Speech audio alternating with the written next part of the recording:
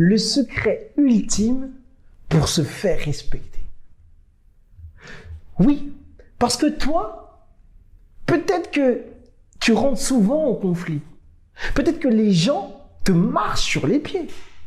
Peut-être parce que tu es une femme, on pense qu'on peut tout te dire. Ou alors, on ne t'écoute pas. Comment faire pour se faire respecter? Si toi, tu te poses ces questions-là, t'es au bon endroit et reste jusqu'à la fin de la vidéo parce que je vais t'expliquer plusieurs points de manière extrêmement précise. C'est parti.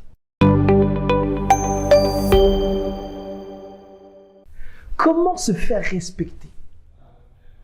Alors on va commencer tout de suite par une croyance, par quelque chose que les gens essaient de faire et qui ne sert à rien.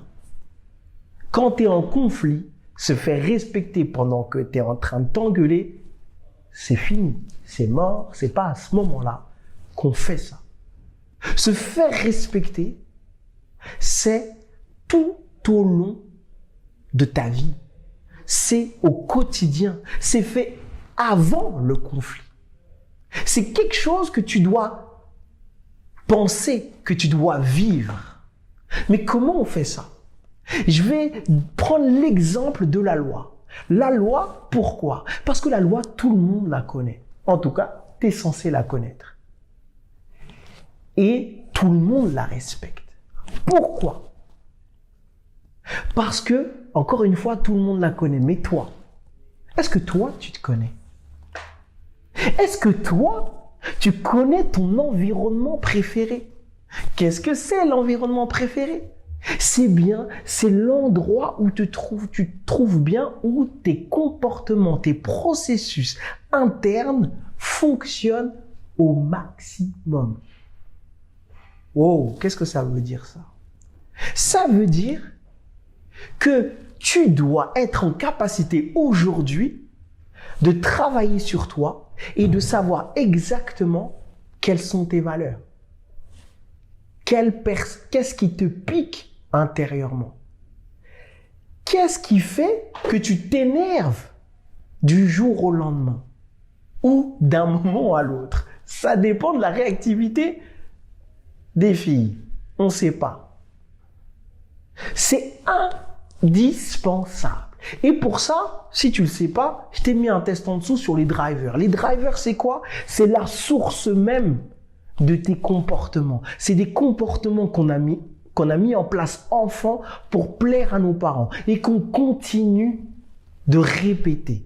Et lorsque ces comportements ne sont pas respectés, on rentre en conflit. Donc ça, déjà, il faut le connaître. 2, il faut savoir ce qui se passe dans un conflit. Dans un conflit, tu as 3 positions. Victime, tyran ou sauveur. Victime, tu es la grosse victime, on lui gueule dessus, elle pleure. Sauveur, il y a un conflit et tu veux sauver les gens. Et après, ça te retombe sur toi. Ou tyran, lors d'un conflit, tu cries plus que tout le monde et tu attaques tout le monde. Et là, tout le monde a peur. Si tu te retrouves dans l'un de ces 3 personnages, tu as perdu. Mais pour pas s'y retrouver, il faut déjà en être conscient de ces 3 rôles. Dès que tu vois que tu es en train de rentrer dans ces 3 rôles, tu t'enlèves. D'accord? Et je vais revenir sur nos drivers, sur nos valeurs. Qu'est-ce qui va faire qu'on va te respecter en fait? C'est lorsque tu as fait ce travail interne, lorsque tu as fait ce travail externe de voir les triangles à chaque fois, eh bien ce qui va être important pour toi, c'est d'incarner le respect que tu vas avoir, les valeurs qui vont être les tiennes au quotidien. Il y a des gens, on entend d'eux, non mais je pourrais jamais rentrer en conflit avec eux. Elle est trop gentille. Pourquoi on dit ça d'eux? Parce qu'ils incarnent ça au quotidien. Donc l'idée, c'est vraiment là. Travailler d'abord sur toi, connais ton environnement, tes drivers, ce que tu as mis en place enfant, Ce qui te fait démarrer. Vois le triangle lors d'un conflit et surtout incarne tes valeurs tous les jours dans tes relations avec les autres.